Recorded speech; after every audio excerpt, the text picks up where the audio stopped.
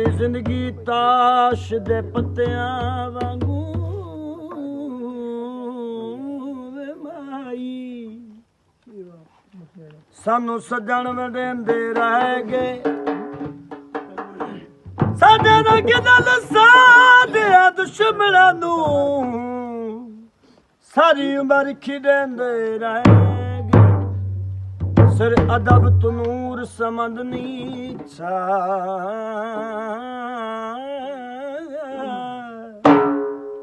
ਕਿਦੇ ਸਿਤਮ ਕਰੇਂਦੇ ਰਹਿ ਗਏ ਸਾਰਾ ਜਗ ਲੁੱਟ ਲੈਂਦਾ ਦੁੱਖ ਕੋਈ ਨਾ ਤੁਸੀਂ ਆਪ ਲੁੱਟੇਂਦੇ ਰਹਿ ਉਹ ਢਲੀ ਬਖਤ ਦੀ ਛਾ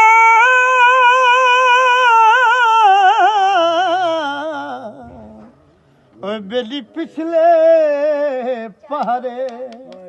ਵਾਹ ਬੁੱਢਿਆ ਵਾਹ ਸੱਤਵਾ ਤੋਏ ਸੱਜਣ ਨਖੇੜੇ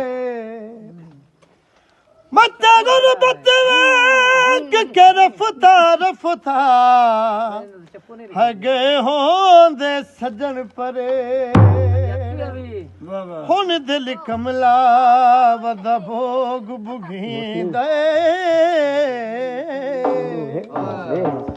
ਹਨੇ ਭਜ ਕੇ ਸੱਜਣ ਸਹਿਣ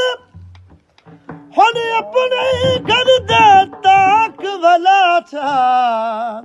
ਜਦੋਂ ਕਿਸੇ ਨਹੀਂ ਵੜਨਾ ਵੇ ਖਾਲਤ ਨਹੀਂ ਮਾਇਆ ਨਾਲ ਪਰਾਣਿਆਂ ਦੇ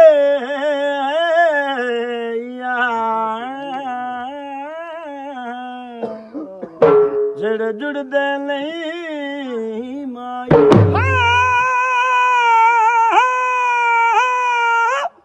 ਵਾਹ ਵਾਹ ਵਾਹ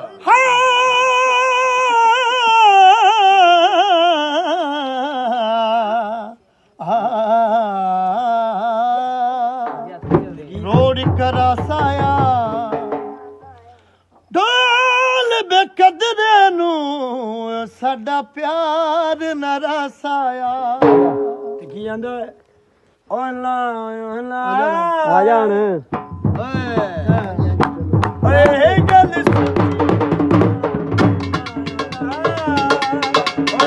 ਗੱਲ ਸੋਚੀ ਨਾ ਓਏ ਨਾ ਇਹ ਗੱਲ ਕਦੀ